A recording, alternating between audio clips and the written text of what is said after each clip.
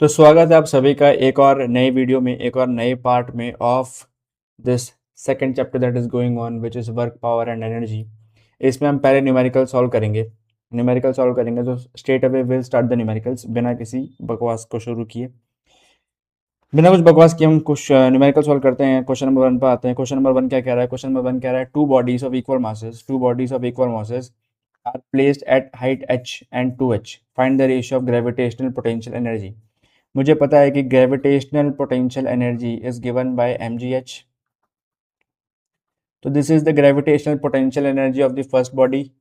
Similarly, gravitational potential energy for the second body will be mg into 2h. mg into 2h. This is the gravitational potential energy of the second body. So we have to just find the ratio. So potential energy of the first body upon potential energy of the second body is equals to mgh upon mg into 2h. तो mg से mg cut जाएगा, h से h cut जाएगा, मेरे पास बचेगा 1/2. This is the answer. Let's move to the next question. Find the gravitational potential energy of 1 kg mass of 1 kg mass kept at an height of 5 meter. H is 5 meter. Height is 5 meter. Calculate its kinetic energy when it falls and hits the ground. तो कह रहा है कि एक object है and this is the ground. ये मान लो ground है. क्या है ये? Ground. And the height is what? 5 meters. This height is h is equals to 5 meters. And यहाँ पर एक ऑब्जेक्ट रखा है of mass 1 kg.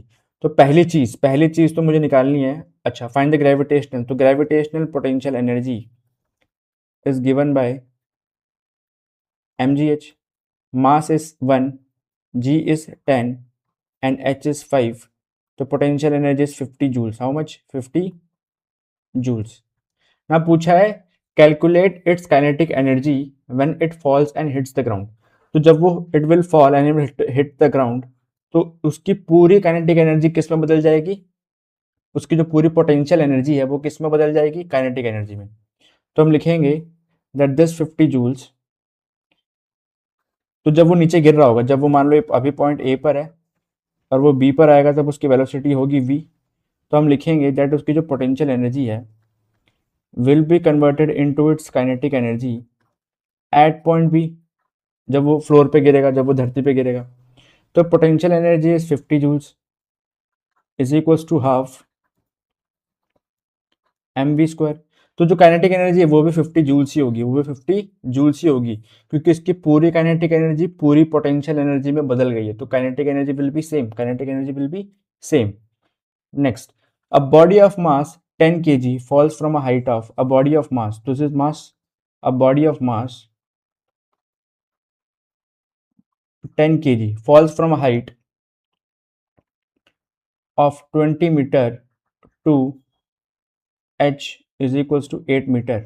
Calculate first the loss in potential energy. अच्छा, तो एक ऑब्जेक्ट है, उसकी पहले हाइट थी 20 मीटर्स.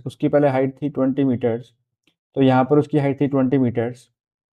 फिर जब वो ऑब्जेक्ट नीचे गिर रहा होगा तो उसकी हाइट हो गई 8 मीटर्स. वो ऑब्जेक्ट यहाँ पहुँच गया और वो उसकी हाइट हो गई 8 मीटर्स. कितना हो गया? 8 मीटर्स. तो पूछा है first is calculate the loss in potential energy of the body.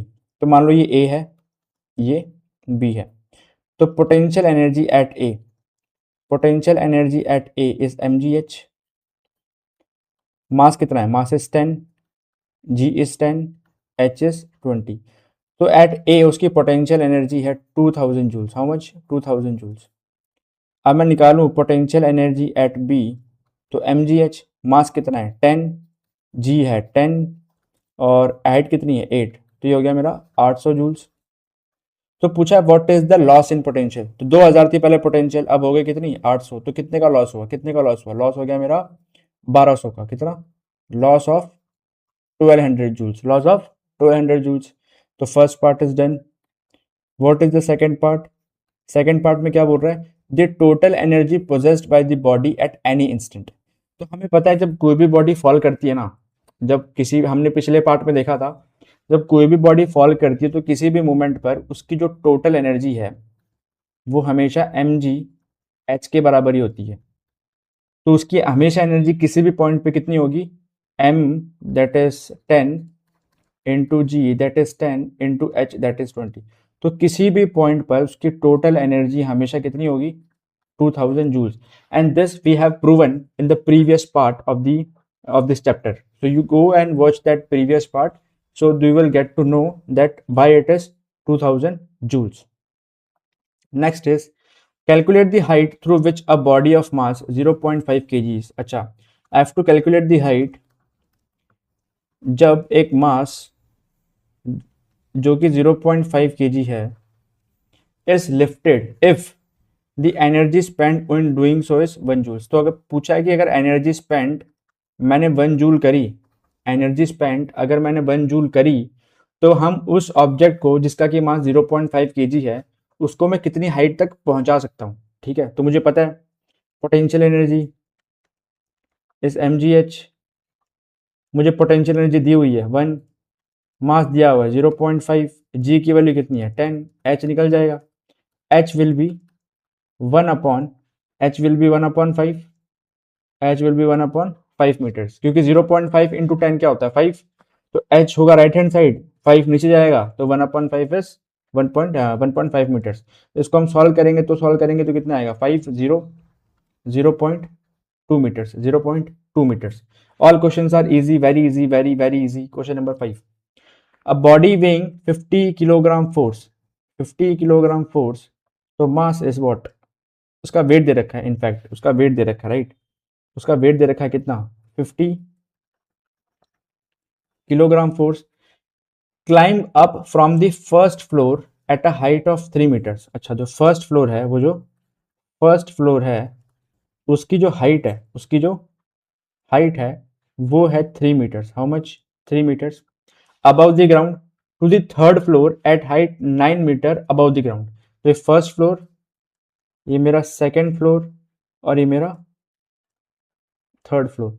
तो कह रहा है कि फर्स्ट फ्लोर तो 3 मीटर दूर है और जो मेरा सेकंड थर्ड फ्लोर है ना वो 9 मीटर ऊपर है। कितना, 9 मीटर ऊपर।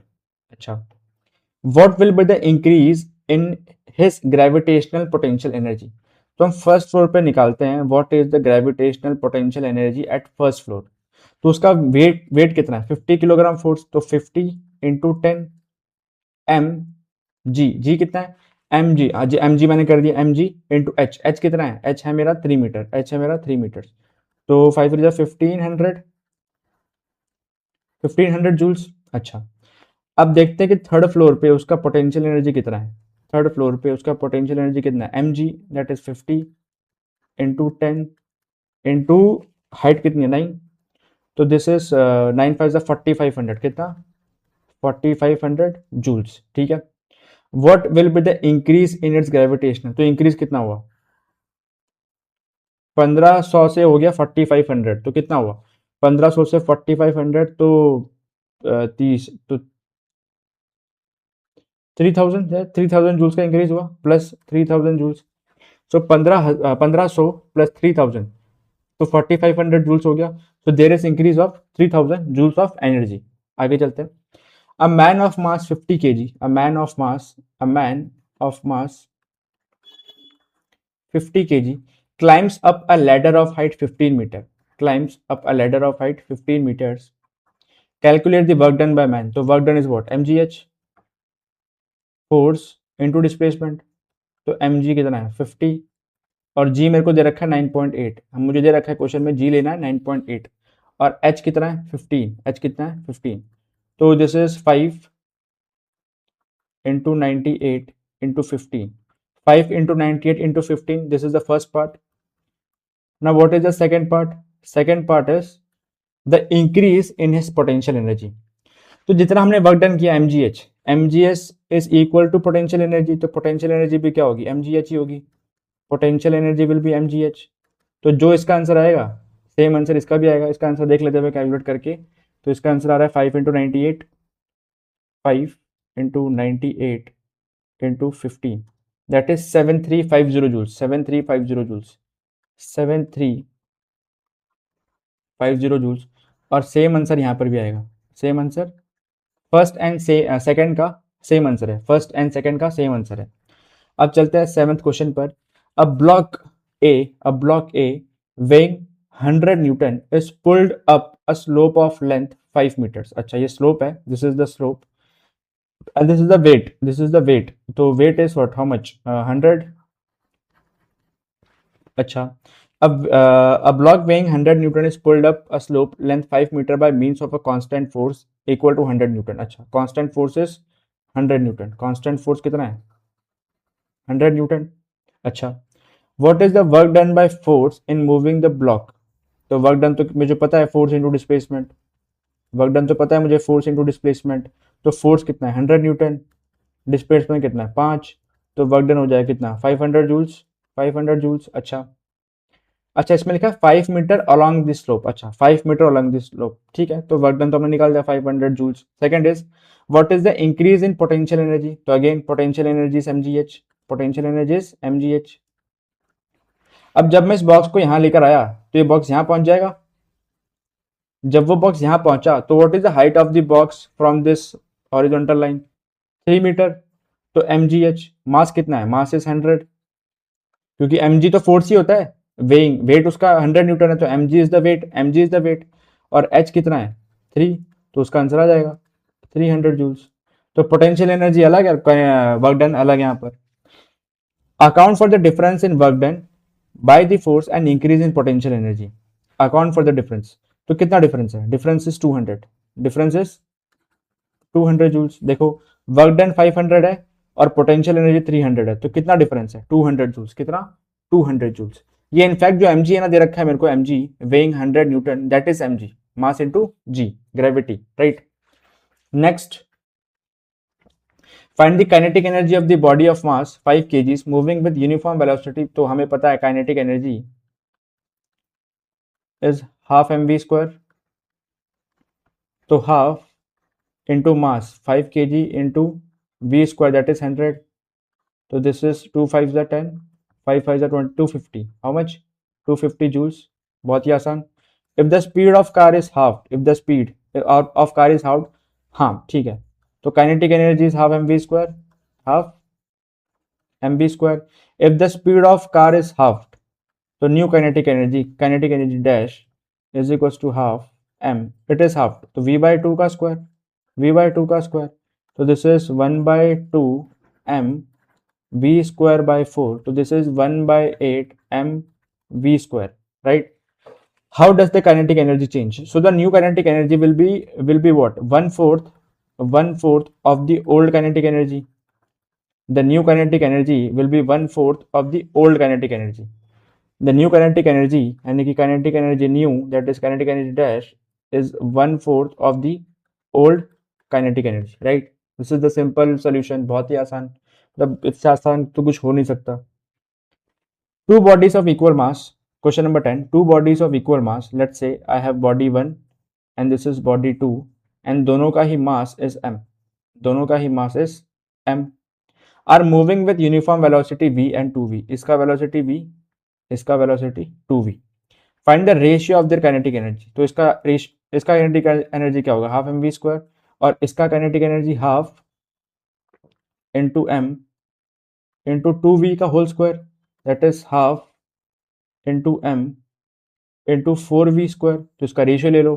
तो this is kinetic energy of the first body divided by kinetic energy of the second body, तो हाफ m इंटू 4v², तो हाफ से हाफ कटेगा, m से m कटेगा, v² से v² कटेगा, रेशियो आएगा 1:4, 1:4।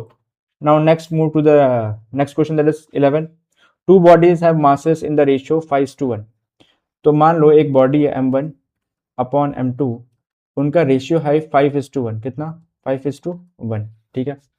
And the kinetic energy in the ratio 125:9, calculate the ratio of the velocity. अच्छा, तो उसका हम मान लेते हैं, जैसे रेशियो दे रखा है हमें m1 बाई m2 का रेशियो दे रखा है 5, तो हम मान लेते हैं m1 is 5x and m2 is x, तभी तो रेशियो बनेगा 5:1। अब उसकी kinetic energy of the first body, kinetic energy of the first body divided by kinetic energy of the second body is in the ratio 125:9, 125:9, तो kinetic energy होती क्या है, half M we square, half. अब m1 कितना है 5x, उसकी velocity हो गई v1 स्क्वायर। सेकेंड के लिए half m2, and m2 is what, m2 is what, m2 is x, m2 is x, half m into v square, v square कितना है, वी स्क्वायर कितना, वी टू स्क्वायर कितना, v two square. तो देखो यहाँ पे क्या क्या कट जा रहा है, हाफ कट जा रहा है, एक्स कट जा रहा है ना। इसको मैं और सिंप्लीफाई करूँ तो ये आएगा मेरा 125 upon 9 is equals to 5 v one square by v two square. तो 5 से कटेगा ये 25 टाइम्स, तो v one square upon v two square is equals to 25/9।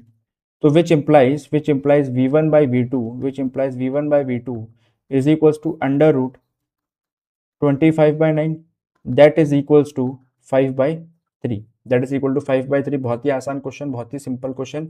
Now next is question number 12। A car is running at a speed of 15 km per hour while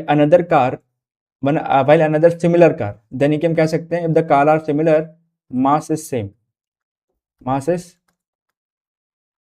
same, is moving at a speed of 45 km per hour, find the ratio of their kinetic energy। तो first car की kinetic energy क्या आई, half M v one square, second की half M v two square. तो half m तो cut जाएगा क्योंकि दोनों का मास सेम है, तो जो रेशियो आएगा वेलोसिटी के स्क्वायर का रेशियो आएगा। तो 15 इंटू 15 डिवाइडेड बाई 45 इंटू 45, 15 3 ज़ा 15 3 ज़ा, तो 1/3 3 ज़ा 9, दिस इज द आंसर। कितना मतलब कोई क्वेश्चन ही नहीं है यार ये तो।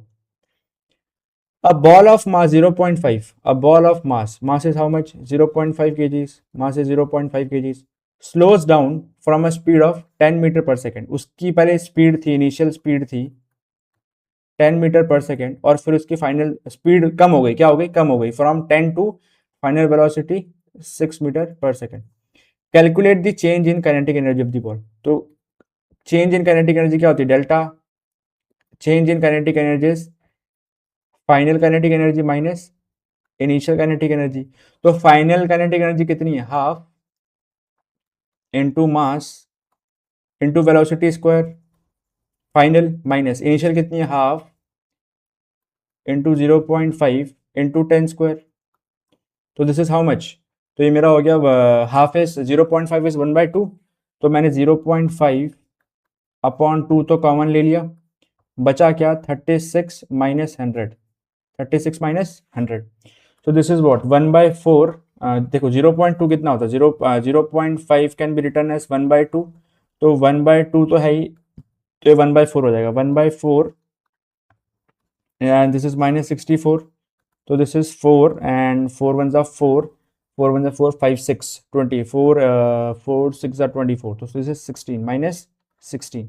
So change in kinetic energy is minus 16 joules, right. तो उसकी स्पीड कम हुई है, तो कितनी कम हो गई, 16 जूल्स, कितनी joules, 16 joules. Now next is 14। A cannonball of mass 500 gram is fired with a speed of 15 meter per second. Find it. First is we have to find the kinetic energy, half mv square। Half mass कितना है 500 grams, और आई can से half kg, और velocity का square is 15 into 15, velocity का square is 15 into 15। तो I can just simply do it like this कि 15 into 15 is 225 upon 4, तो 4 5 ज़ा 20, 4 5 ज़ा 20, देन वी हैव 2 6 4 ज़ा 24.25, इट इज राइट, इतना ही है। Let's check 225/4, 225/4 is 56.25, which is correct। Second is momentum। तो मोमेंटम क्या होता है, मास into velocity.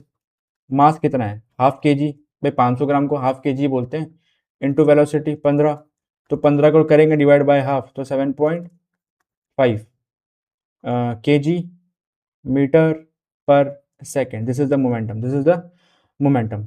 Next is question number 15। A body of mass 10 kg, तो मास a body of mass 10 kg is moving with velocity v is equals to 20 meter per second if the mass of the body is doubled, mass of the body is doubled, मास को मैंने double कर दिया, क्या कर दिया, तो मेरा मास कितना हो जाएगा, मास हो जाएगा 20 kg if the mass of the body is doubled and its velocity is halved, तो वेलोसिटी हाफ हो गई, तो पहले 20 थी अब क्या हो गई 10. Find the initial kinetic energy, तो initial kinetic energy is half M we square, तो हाफ, पहले मास क्या था 10 और वेलोसिटी थी 20, तो 20 का स्क्वायर इज 400, तो 2 5 ज़ा 10, तो 5 4 ज़ा 20, तो 2000 joules, right. And final kinetic energy, तो इसको भी कर सकते हैं half M we square, half M we square, यहाँ पे मास कितना है 20 और वेलोसिटी कितनी है 10, तो 10 का स्क्वायर इज 100, तो कितना हो जाएगा 1000, कितना 1000 joules. Question number 16. A truck weighing 1000 grams, 1000 kgs, a truck weighing 1000 kgs, how much? 1000 kgs, changes its speed from 36 km per hour, from 36 km per hour to 72 km per hour. तो अगर हम इसकी speed निकालें metres में, तो that will be 36 into 5/18, that is 10 metre per second. तो जब भी हम स्पीड को चेंज करते हैं from kilometre per hour to metre per second, तो हम 5/18 से मल्टीप्लाई करते हैं, ठीक है. सिमिलरली मैं 72 को चेंज कर सकता हूँ मीटर पर सेकेंड में, कैसे, तो 36 का डबल क्या होगा 72, तो अगर ये 10 मीटर पर सेकेंड है तो कितना हो जाएगा, ये तो हो जाएगा 20 मीटर पर सेकेंड. सेम चीज़ हमें अगर किलोमीटर पर आवर को मीटर पर सेकेंड में कन्वर्ट करना है तो 5/18 से मल्टीप्लाई करना पड़ता है. और टाइम कितना है, टाइम देखो दे रखा है 2 मिनट्स, 2 मिनट्स और आई can say 120 seconds, how much 120 seconds. तो work done by the engine, तो पहली चीज़ मुझे क्या निकालनी है, work done. Work done is what, force into displacement, force into displacement. अच्छा, अब फोर्स कितना है, फोर्स है मेरा, force is M into A, M into A into displacement. So how can I find D. ये थोड़ा अच्छा क्वेश्चन लग रहा है मेरे को. फोर्स तो मैं निकाल सकता हूँ क्योंकि मास तो मेरे पास दे रखा है, and acceleration I can also find. I have to find the displacement, right. तो from this data if I try to find out that initial velocity is 10 metre per second, final is 20 meter per second. अब ये जो velocity increase हुई है कितने minute में हुई है, 2 मिनट्स में, तो आई can also find the acceleration. Final velocity minus initial velocity upon time, तो दिस इज 10/120 और 1/12 और 1/12. So this is my acceleration 1/12 meter per second square. Now this is, see I have now 3 things. मेरे पास 3 चीज़ें हैं. I have initial velocity, I have final velocity, I have acceleration. Now I will use the equation v square minus u square is equals to 2as to find the value of s. So if I want to find the value of s, so s will be how much, v square minus u square upon 2a, right. Now a is 1/2. What is v square, v square is 20 का square, 20 का square 400 minus u square यानी कि 10 का square is 100 divided by 2 and a is 1/12, तो 2 6 12, 2 6 12, ठीक है. तो ये मेरा आ जाएगा 400 माइनस 100 इज 300 एंड 1/6 को ऊपर लेके आएंगे तो ऊपर 6 से मल्टीप्लाई हो जाएगा, तो 6 3 1800, हाउ मच 1800 मीटर्स. तो मेरी s की वैल्यू आ गई, डिस्प्लेसमेंट आ गया मेरा 1800 मीटर्स, ठीक है. तो now I can find the work done. कैसे, तो वर्क डन मुझे पता है मास इंटू एक्सेलरेशन. मास कितना है 1000 kgs, एक्सेलरेशन कितना है 1/12 एंड डिस्प्लेसमेंट इज 1800. जो हमने यहाँ पे निकाला, दिस इज द डिस्प्लेसमेंट. तो अब इसको सॉल्व कर देना है. सॉल्व करेंगे तो कितना आएगा, 6 2 12, 6 3 18 0 एंड दिस इज 2 5 10, तो this is 500, 5 3 15 0 joules. So this is the work done. This is what the work done. Now I need to find the power. तो पावर क्या होती है, power is work done upon time, तो work done क्या हो, work done कितना निकाला 15 0 0 power निकाला मैंने 15 0 0 0 एंड पावर, तो टाइम कितना, टाइम इज 120, तो 120, तो 15,000 अपॉन 120, 15,000 अपॉन 120 देख लेते हैं, 15,000 upon 120 divided by 120, 125 watts, how much, 125 watts, तो power is 125 watts, easy PG very easy, ठीक है, easy PG PG PG easy PG, बहुत ही बढ़िया। 17, a body of mass 60 kgs, a body of mass 60 kgs, अच्छा मास दे रखा है मुझे 60 kgs, a body of mass 60 kgs has momentum, उसका momentum दे रखा है कितना, 3000 kg metre per second, calculate the kinetic energy, तो मुझे पता है मोमेंटम कितना होता है, momentum is m into v, तो मोमेंटम तो मेरे को दे रखा है ना कितना, 3000, और मास भी दिया हुआ है 60, कैन आई फाइंड v, तो v is equals to 3000 upon 60, and if I write this 6 5 are 30, तो velocity will be 50 metre per second, 300 by 6 is 50, ठीक है। अच्छा, अब मुझे निकालना काइनेटिक एनर्जी, तो first I need to find kinetic energy, तो काइनेटिक एनर्जी क्या होती है भाई साहब, हाफ एम वी स्क्वायर, तो हाफ मास कितना है 60 है, वेलोसिटी कितना निकाली 50, 50 का स्क्वायर 5 5 25, तो 2500, 50 का स्क्वायर कितना हुआ 2500, इसको जब हम कैंसिल करेंगे तो 2 3 6 एंड 25 इंटू 3, तो 2500 इंटू 30, तो पहले 25 को 3 से मल्टीप्लाई कर दो, तो कितना आया, 25 को 3 से मल्टीप्लाई करेंगे तो 75, और कितने zero, 1 2 3, 1 2 3, this is the energy. Second is speed of the body, speed of the body तो हमने निकाली थी 50 metre per second, 50 metre per second, clear, बिल्कुल इजी पीजी, बहुत बढ़िया। क्वेश्चन नंबर 18 पे आते हैं, how much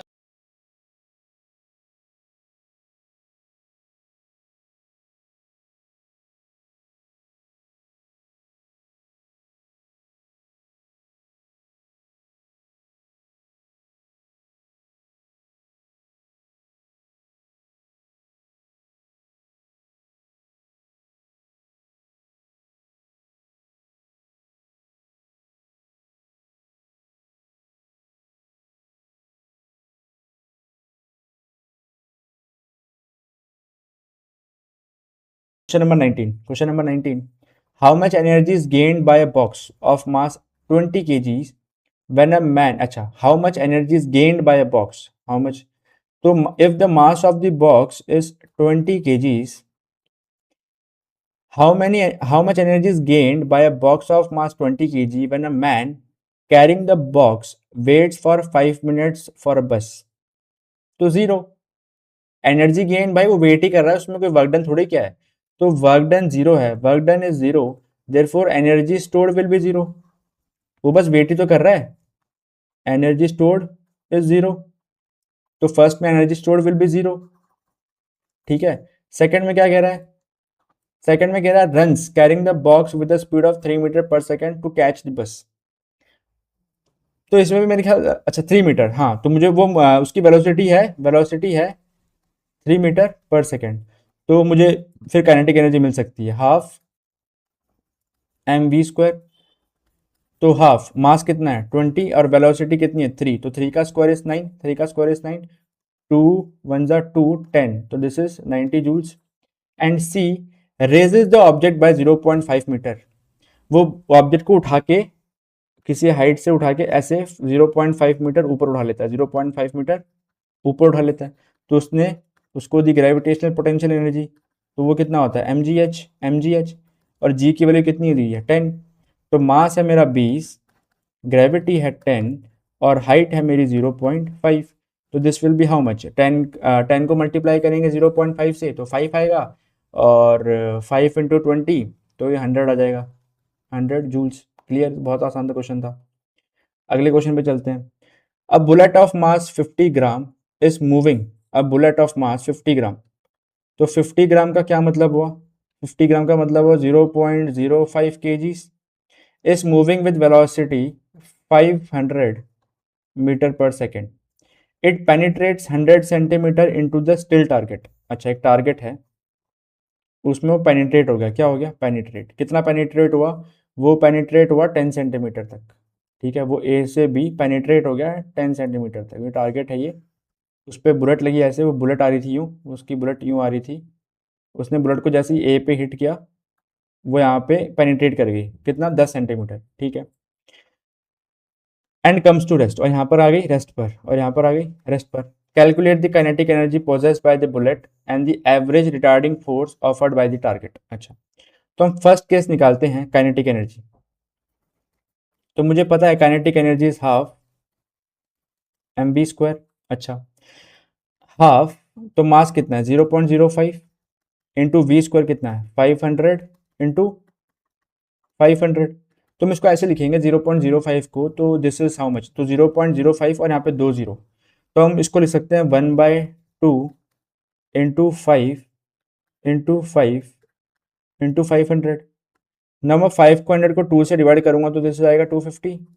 now this is 225 into 250, तो 25 का जो स्क्वायर होता है वो 625 होता है, 625 और एक जीरो। तो this is the amount of kinetic energy possessed by the bullet. अब देखते हैं क्या इसमें, जब ये बुलेट आई तो वो पेनिट्रेट करी, तो जब वो यहाँ पर पहुंचेगी ना बुलेट ए पर, जब वो ए पर होगी बुलेट एट ए, उसकी वेलोसिटी कितनी होगी, उसकी वेलोसिटी होगी कितनी 500 मीटर। जब वो हिट करेगी तो उसकी वेलोसिटी होगी 500 मीटर। उसका डिस्प्लेसमेंट कितना है, उसका डिस्प्लेसमेंट है 0.1 मीटर। भाई 10 सेंटीमीटर को मीटर में कन्वर्ट करेंगे तो कितना आएगा 0.1 मीटर। और जब वो रेस्ट पर आ गई तो उसकी फाइनल वेलोसिटी कितनी हो गई 0। तो now I can find the acceleration, I can find the acceleration, right. तो एक्सेलरेशन क्या होता है, acceleration is v² minus u² upon 2s। तो v² कितना है 0, u² 500 का स्क्वायर, तो भाई बहुत ज़्यादा हो जाएगा 25 इंटू 1 2 3 4, तो 2,50,000, ठीक है, डिवाइडेड बाय 2s कितना है 0.2।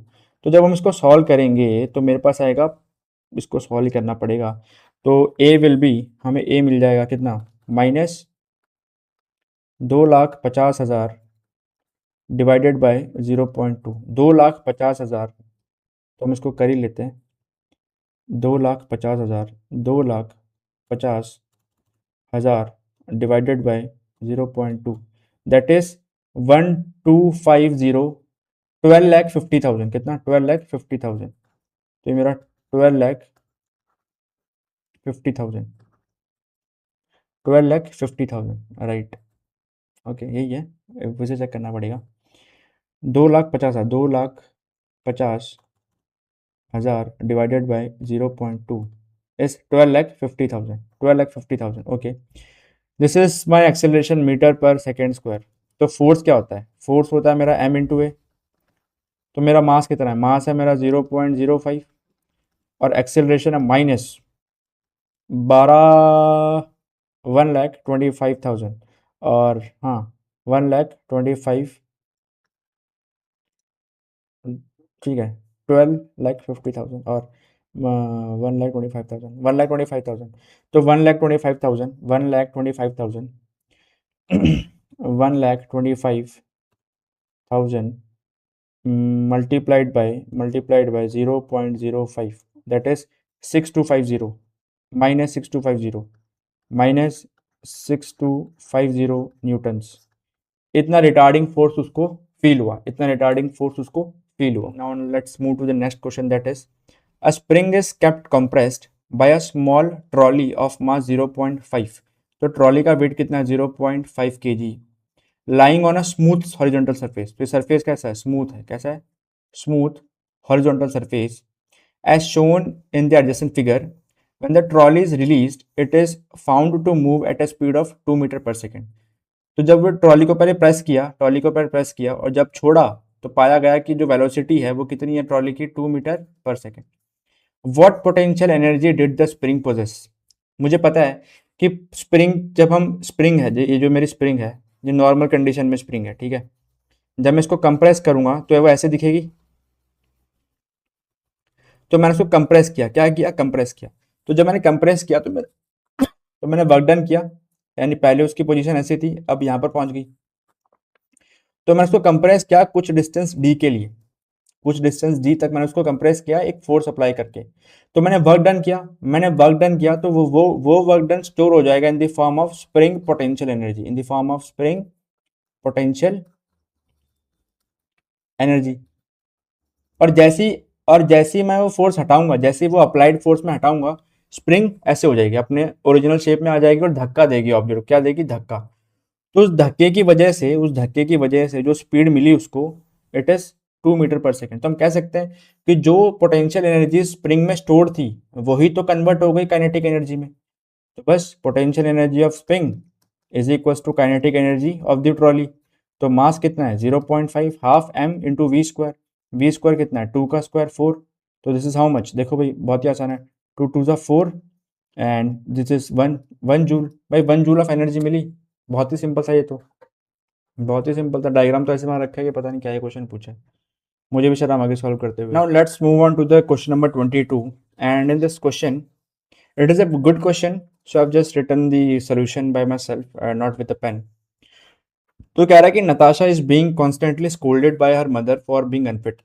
She decides to lose weight by lifting a mass of 10 kg by 0.5 meter 100 times. तो वो 10 kg का वेट को उठाती है by a distance of 0.5 meters above the surface of earth 100 times, ठीक है।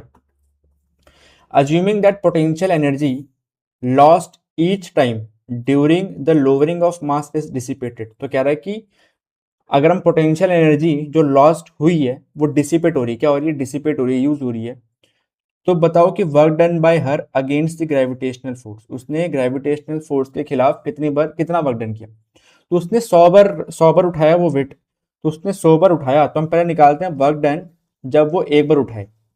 तो work done is mass into gravitation, acceleration into gravity into h, and that is 10, वो mass 9.8 acceleration due to gravity and weight is 0.5। तो उसने कितना work done किया? 49। But वो उसने वर्क डन 100 बार किया है, तो उसका टोटल वर्क डन कितना हुआ? 4900। कितना हुआ? 4900। यहां तक सब बढ़िया, सब ठीक। सेकेंड पार्ट में क्या बोला है? सेकेंड पार्ट में बोला है mass of the fat used. तो सेकेंड पार्ट है क्या? कहा है कि fat stored in our body supplies 3.8 into 10⁷ joules of energy per kg. यानी कि उसका जो फैट है वो पर केजी इतना एनर्जी दे रहा है, पर केजी इतनी एनर्जी दे रहा है। कितनी? 3.8 इंटू 10⁷, 3.8 इंटू 10⁷, 3.8 इंटू 10⁷ जूल पर केजी। तो पूछा है and is converted into mechanical energy with 20% efficiency. और ये जो फैट है वो सिर्फ 20% एफिशिएंसी के साथ ही मैकेनिकल एनर्जी में कन्वर्ट हो रहा है। 20% एफिशिएंसी के साथ ही मैकेनिकल एनर्जी में कन्वर्ट हो रहा है। तो पूछा है how much fat is used by Natasha. तो हम मान लेते हैं कि नताशा जो है उसका जो एफिशिएंसी 20% है, तो 20% ऑफ एनर्जी फ्रॉम फैट। तो मान लेते हैं कि उसका जो मास है वो कितना है, जो फैट है कितना है? एम। कितना है? M kgs. M kgs of fat है, तो एनर्जी कितनी सप्लाई करिए? 3.8 इंटू 10⁷, तो वो पर केजी सप्लाई करती है एनर्जी। उसके पास कितना केजी है मास, कितना केजी फैट है? एम केजी है। अच्छा, तो एट 20% एफिशिएंसी, तो सिर्फ इसका 20% एनर्जी ही मैकेनिकल एनर्जी में कन्वर्ट हो रहा है। तो इसका 0.2%, 20% क्या होता है? 20% इज 20/100, 20/100 मतलब 0.2। तो इसका 20% एनर्जी ही असल एनर्जी में कन्वर्ट हो रहा है। तो जो भी उसने काम किया, टोटल वर्क 4900 जूल्स, जो भी उसने काम किया 4900 जूल्स, वो इस पूरे फैट की एनर्जी का 20% ही है बस। वो उस पूरे फैट की जो उस पूरे फैट से जो भी एनर्जी निकली उसका 20% ही यूज कर पाई।